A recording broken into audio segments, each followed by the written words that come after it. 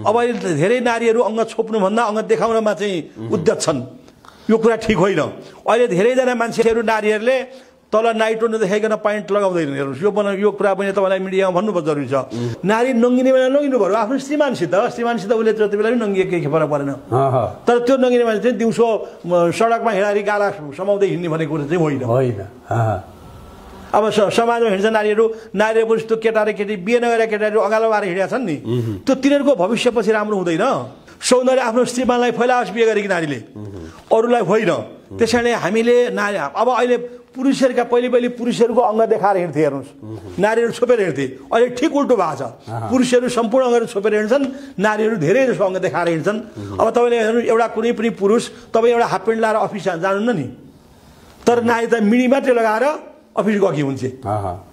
त्यसैले त्यो शिष्टता चाहिँ हामीले जोगाउनु पर्यो। जस्तो साडी लगाउँदा पनि, साडी नलगाउँदा पनि, पैन्ट सर्ट लगाउँदा पनि त्यो सर्टलाई चाहिँ सर्ट पहिला त साडी लगाउँदा पनि तपाईँको कुर्कुच्चा नै छोपिनुपर्छ छोपिन्थ्यो, नलीखुट्टा। अहिले पनि साईबाबाको आश्रममा यो घाँटीको हड्डी र नलीखुट्टाको हड्डी देखिनु हुँदैन।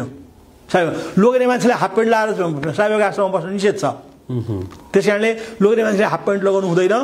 स्वास्थ्य मान्छेले साडी अथवा कुर्ता सुरुवाल लगायो भने कुर्ता सुरुवाल लगाउनुपर्छ। सम्पूर्ण अङ्ग यहाँको यो घाँटीको हड्डीदेखि नलीखुट्टासम्म भाग छोपिनुपर्छ र त्यो चाहिँ शिष्टताको प्रतीक हो क्या। तपाईँले यसो हेर्नु, नारीहरू पनि तडक भडक भएर हिँडेको नारी र त्यसरी शिष्ट भएर हिँडेको नारीमा स्वभावमा फरक देख्नुहुन्छ। हेर्नुहोस्, स्वभावमा फरक देख्नु। तर यहाँनिर अलिकति महिला अधिकारवादीहरूले अहिले किन महिलालाई मात्र यस्तो निषेध, महिलाले चाहिँ छोटा कपडा लगायो भने नि त्यसलाई चाहिँ गलत दृष्टिबाट हेर्नुपर्छ र त्यो त उनीहरूको अधिकारको कुरा हो भन्ने पनि छ।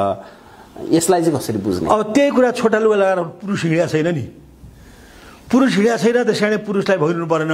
नारीले छोटा कपडा लगाएर हिँडेका छन् होइन, छोटा कपडा लिएर हिँडेको ठिक हो भनेर समाज जो आधुनिक आएको छ नि, त्यही जमातमा चाहिँ आपत्ति पनि आइरहेको छ नि त। त्यसै हामीले त्यो कुरा बुझ्नु पर्यो क्या। नारीले त तपाईँको विभिन्न पार्टी प्यालेस अथवा सार्वजनिक कार्यक्रमहरूमा साडी लगाएर जाने चलन त छ, तर नाइटो मजाले देखाउने त्यो ठिक कि बेठिक भन्ने? त्यो बेठिक, त्यो म बेठिक भन्छु त्यसलाई, त्यो बेठिक हो। के त्यसमा कामुकता जागृत हुन्छ क्या मान्छेको। कामुकता जागृत गराउने काम चाहिँ त्यो गर्नु हुँदैन। जस्तो तपाईँ अहिले एयर होस्टेजहरू छन् नि, एयर होस्टेज सबैले राम्रोसित शिष्टताका साथ छोपेर हिँडेका छन् त।